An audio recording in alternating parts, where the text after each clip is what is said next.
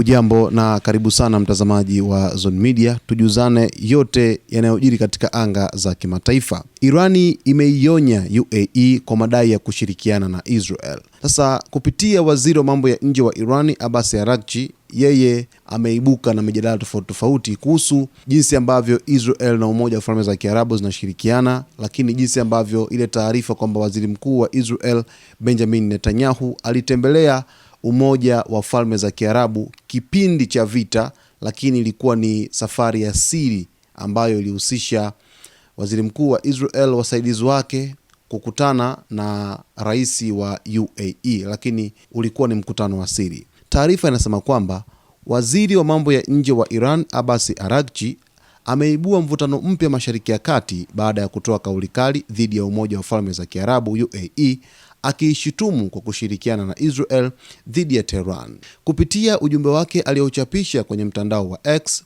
Araghchi alisema kuwa kauli na hatua za hivi karibuni zimeweka wazi kile ambacho vyombo vya usalama vya Irani vilikuwa tayari vimewaeleza viongozi wa nchi hiyo muda mrefu uliopita.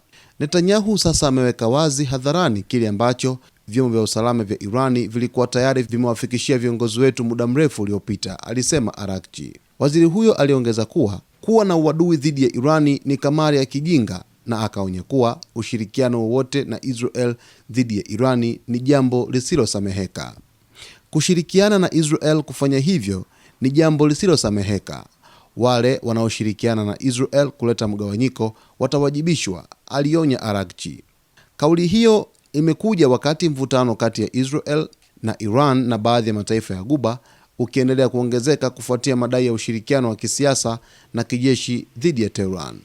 Ripoti mbalimbali zimeeleza kuwa Iran inaamini baadhi ya mataifa ya Ghuba yanashirikiana kwa karibu na Israel katika masuala ya kiusalama, jambo ambalo linaongeza hofu ya kuongezeka kwa mgogoro mkubwa zaidi katika eneo la Mashariki ya Kati. Sasa hili ni onyo ambalo waziri wa mambo ya nje wa Iran Abbas Araghchi amelitoa dhidi ya Jamhuri ya Kiislamu ya Iran kufuatia taarifa ambazo zilisambaa tangu hapo jana kwamba waziri mkuu wa Israel Benjamin Netanyahu alifanya ziara ya siri kuelekea nchini Umoja wa Falme za Kiarabu. Lakini leo tena Araghchi kupitia kwenye taarifa yake ambayo aliitoa alisema kwamba sikutaja UAE katika taarifa yangu kwa ajili ya kulinda umoja, lakini ukweli ni kwamba UAE ilihusika moja kwa moja katika uchokozi dhidi ya nchi yangu.